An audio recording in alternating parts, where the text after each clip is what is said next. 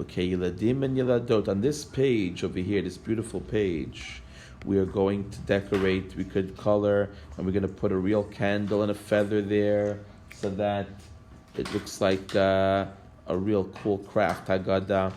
But what is this about? Okay, so raise your hand if you know what the Abba and the Ben are doing in this picture. Yes, David? They're searching for the chametz. That's correct. They're searching for the chametz. Exactly. And what tools are they using to search for the chametz? Yes, Ariel, speak. A feather and a candle. A feather and a candle. That's right. A ner. Right? Now, why are they using those tools? What are they going to do with the candle? What do they need a candle for? Yes, Amir? Light. They need it for a light. Okay. Now, even these days that we have electric lights, we have very good lights, right? We still use a candle because a candle has a nice soft light and we could see spotlight things.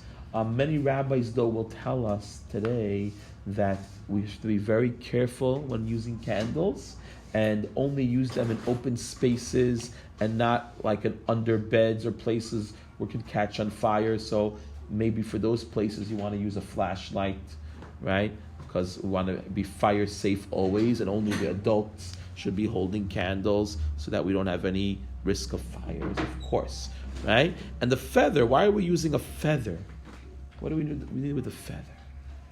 Yes, Natan? We clean up all the crumbs. Right. The feather is very like a little broom, but a very flexible broom to go sweep in all the corners and the little tight places and cracks in the floor, the wall, to sweep out any crumbs. Okay. Now this is a special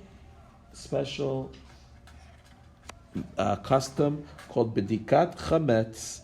It's actually halacha. We have to do it according to the Shulchan Aruch. We must do this before Pesach.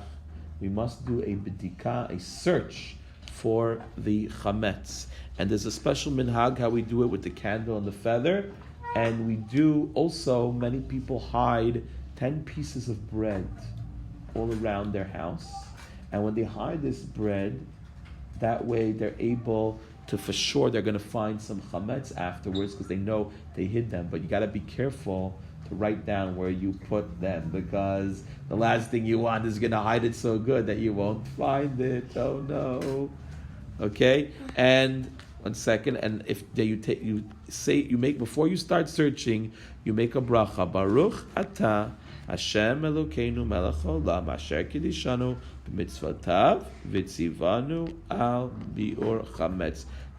Thank you, Hashem, our God, the King of the world, who made us holy and commanded us with His commandment of destroying. Biur means destroying the chametz, destroying the chametz. And chametz is anything, flour and water, which were mixed together for more than 18 minutes. Okay, that is chametz. And once we find them all, we save them in a bag in a safe place for the morning when we actually burn the chametz. Okay, biur chametz. Well, we're not done after the nighttime, because then in the morning, Erev Pesach, and I know this is cursive writing, we have to get used to it. The ayin, that's an ayin, looks like a little twist over there, right? And the vet looks a little bit different. Erev Pesach, on the day before Pesach, Baboker, in the morning, Sorfim et hachametz. What does it mean, Sorfim? L'srof. We burn the chametz. With what? Ba'esh. Maze esh? Yes, Kyla. Fire. We burn the chametz in fire.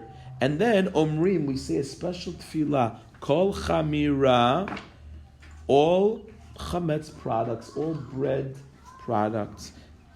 Im yesh chametz b'rishuti. If I have any chametz left over in my possession, like let's say you cleaned very well, but you forgot one spot and somewhere there's some Cheerios, or there's a piece of bread that some little brother or sister hid somewhere, and you didn't find it.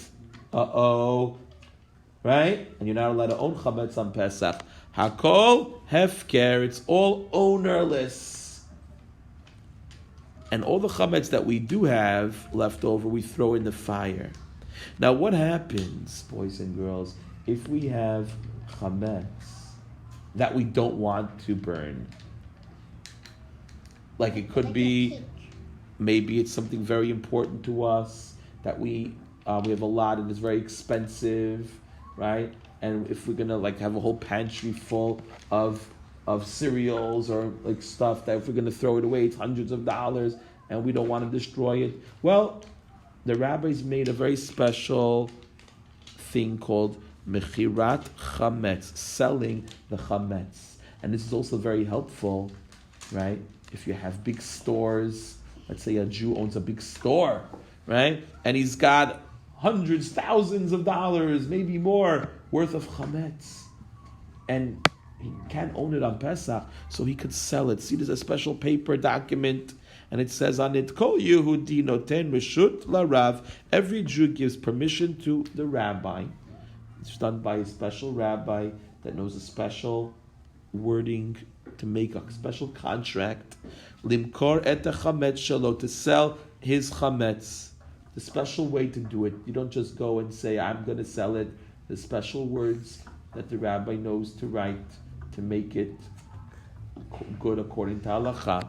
Harav mocher et chametz legoy. The Rav sells the chametz to a non-Jewish person, someone from the nations. And here is a shtar mechira, a document of sale.